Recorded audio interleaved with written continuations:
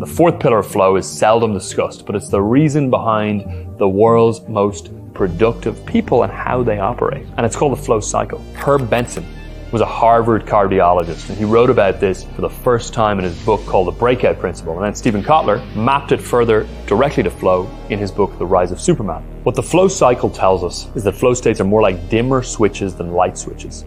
Now, first, there's struggle. This is a loading phase. It's when you first start a task, and the neurochemistry involved, which is cortisol and norepinephrine, kind of makes you squirm.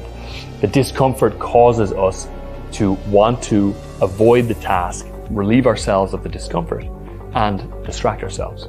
The sad truth is that most people spend their entire careers dropping in and out of the first few minutes of the struggle phase. They never persist long enough to get into flow.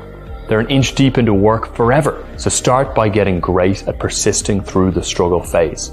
This comes down to task persistence. You can do this with something that we call attention span stretching.